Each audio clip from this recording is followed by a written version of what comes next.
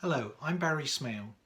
The aim of this video is to give you some key tips and advice on how to successfully complete your Chartered Management Institute assignments. First of all, just let me start with just reiterating the purpose of the assignments. The obvious purpose, of course, is that they need to be completed in order for you to achieve your CMI qualification at whichever level you're taking part. But a second purpose of the assignments, I hope that you'll experience, is that they reinforce your learning. After you've undertaken your learning, whether it's in a workshop delivery or distance learning program, you have to think through and critically reflect on everything you've learned and how you're going to use that in your assignment. And I think that's really useful reinforcement of learning and one of the benefits of doing an accredited program. The next point I'd like to make is it's really important that you use this video in conjunction with the information in the induction email that you received at the start of your program, and also the induction pack that we issue at the start of your program as well. There's a section in there on assignment writing, and it's really important that you read through that carefully. And if you have any queries very early on in the program, please do contact your tutor about that. So, moving on, there are a number of key areas that I want to talk about in this brief video. When you're writing your assignments, it's really important that you write in the first person. What we need to hear about is as much as you possibly can about your own practice and the practice of others around you in the real workplace. We need to see you relating theory to practice, using real examples of your own and others' practice as you work through the assignments. And what do I mean by relating theory to practice? What we need to see is plenty of examples of you taking the opportunity to talk about what you do, what you and others do, why you and others do it, when you do it, how you do it, where you do it. Take opportunities to talk about things that you could do more of or less of, things that you could do differently, things that you could do better. Okay, so what we're looking for is for you to show us in your assignments that you're learning a lot about management practices in the theory, and you're using that learning to help you reflect on what your management practice needs to look like going forward. And don't be afraid to also, tell us in assignments things which at the moment you yourself perhaps have decided you're not doing as well as you could be, things that people are doing that they're not doing as well as they could be, and how your learning is informing you that there is a different way. So please, feel free to do that in your assignments. In terms of relating to theory as well, there's no need to describe in detail theoretical models and practices, principles and so on that you read about. The important thing is to apply them to real work going on in the workplace, to real management practices. And again, look into the assignment writing advice in your induction pack for further explanation as to what that means and how you can do it. Another very important point is that you'll notice in all the assignments that you're asked to respond to what the CMI call command verbs. So all of the assessment criteria start with a command verb. It might be verbs such as identify, describe, explain, analyse, examine, evaluate, discuss, construct, and so it goes on.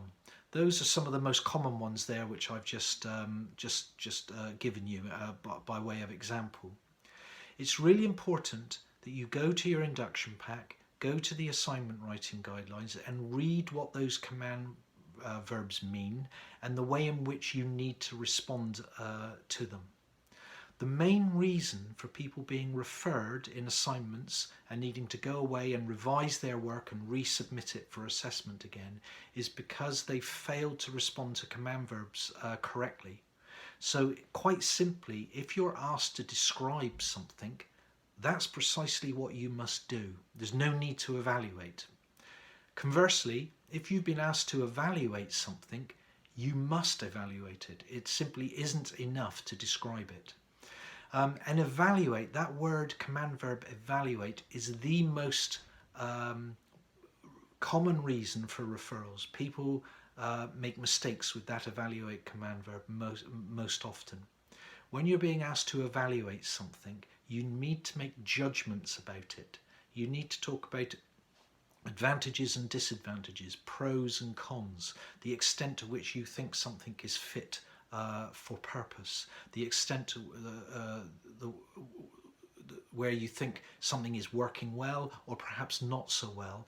And then also it's important with an evaluation to finish with a brief conclusion of the evaluation that you've undertaken. So really pay very close attention to that particular command verb. The next point really does, we know, cause quite a lot of anxiety.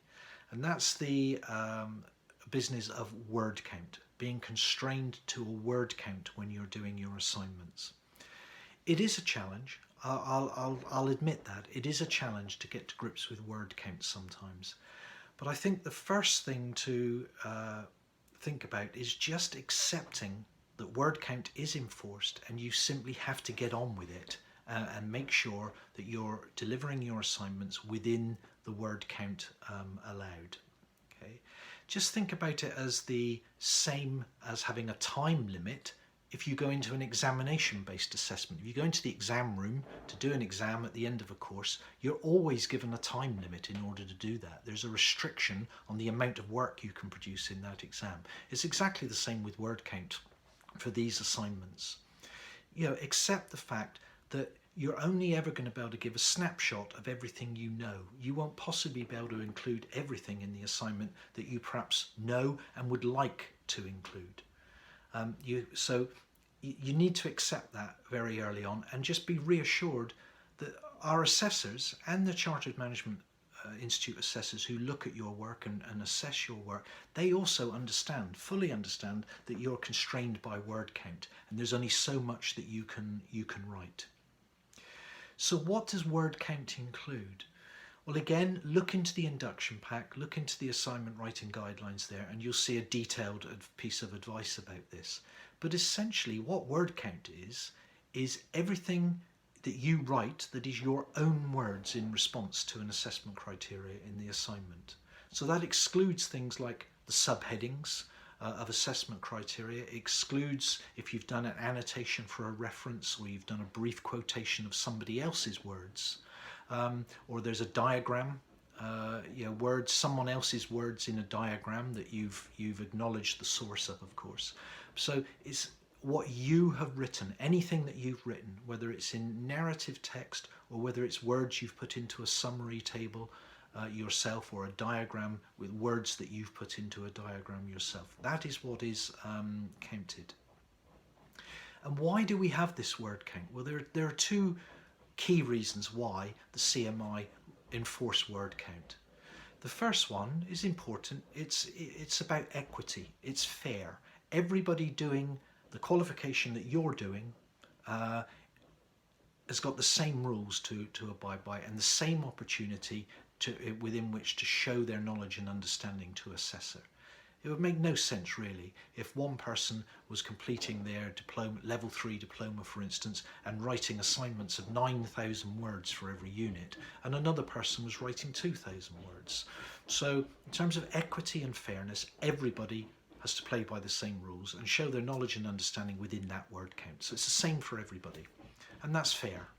Second reason I think is really important, in that it actually is a useful management skill to be able to articulate yourself clearly and concisely. Get your point across clearly.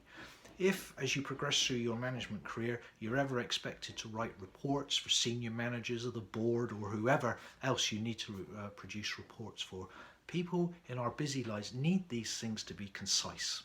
Okay? So it's good practice doing assignments, having to get your point across very, very clearly. So try to look upon it positively, and surely it's got to be better to be told by us and anyone else that it's perfectly possible for you to achieve a qualification by, say, writing a maximum of 3,000 words for an assignment at level 5, than for you to go off and spend endless, unnecessary hours producing many more thousands of words than that, more than we feel that you need to, and the CMI feel that you need to.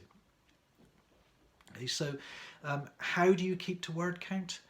I think the golden rule for keeping to word count is just to respond very, very specifically to what the assessment criteria, what the assignment is asking you to respond to. You know, so a very simple example: if you're asked to describe something, do just that. Just describe it. There's no need to amplify it and go further into it and start evaluating whatever it is you've been asked to describe. You've not been asked to do that.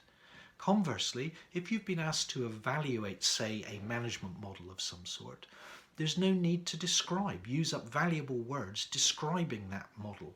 Okay?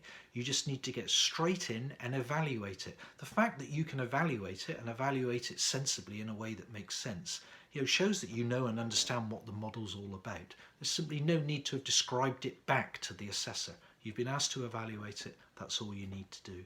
So I think my key tip for keeping to word count is to just make sure you're responding very specifically and only doing what you've been asked to do in the actual assignment brief. The next point I want to make is for you taking responsibility for your own assessment. Now, what I mean by that is clearly you're going to be writing an assignment. You're going to be able to call on the help of a tutor, and I'll talk about that in a separate video which you can view. And you're going to have your work marked by an external assessor from our company, and maybe also from the Chartered Management Institute. And again, there's information about that in a different video as well. When I say take responsibility for your assignment, is it's your qualification. You must decide ultimately when you think your assignment is ready to be submitted and is going to satisfy the assessor. So really take the responsibility to read through your assignment carefully before you submit it for marking, and ask yourself the question: have I covered all of the assessment criteria? Have I done all of the questions? Have I responded correctly to the command verbs? You know, particularly again, have a look at that evaluate one. If you've been asked to do that, have you actually done that? So check carefully that you've responded to the command verbs.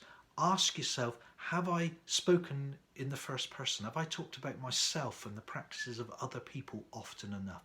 Have I given some real examples? Have I related some theory to practice? Have I showed the marker that I actually have learned some theory and best practice and principles in my learning, and I'm using it in my assignment, and I'm using it to help me with my practice going forward? Ask yourself, have I remembered to put in my referencing system where I've acknowledged my sources that I've used in this assignment? So, you know, have a good look through the assignment, put yourself in the shoes of the marker, and basically ask yourself, would I pass this myself if I handed it in? Okay, so please do take responsibility for that. The next point I want to make is that we do have to check assignments very carefully for any suspicions of plagiarism, basically that you've copied other people's works. And it's something which we have to take very seriously, and the Chartered Management Institute take very seriously. There's very clear guidelines about this, again, in the induction pack, in your assignment writing guidelines in there.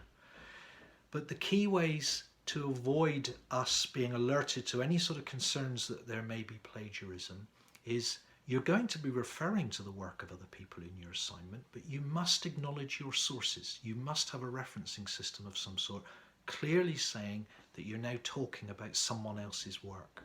Okay? You must write the narrative text of your assignments in your own words. And what you definitely must not do, please, is copy and paste chunks of text from internet articles and so on. Okay? That simply cannot happen. It's relatively easy for us to spot when that has happened, and relatively easy for us to find it with a simple Google search and go straight to the article from which that's been taken. So please don't do that. And you know, we are obliged to report any suspicion of malpractice and plagiarism to the CMI if we feel that it exists, and the CMI will investigate it, and in a serious event of plagiarism and malpractice, they will withdraw a student's registration and ban them from continuing with the qualification. So please do take that very seriously and only submit your own work. Finally, follow your instructions for completing the assignment very carefully. Do exactly what you've been asked to do, including the structure in which we require it to be written. You know, they're very structured assignments. You should respond under very clear subheadings relating to the assessment criteria.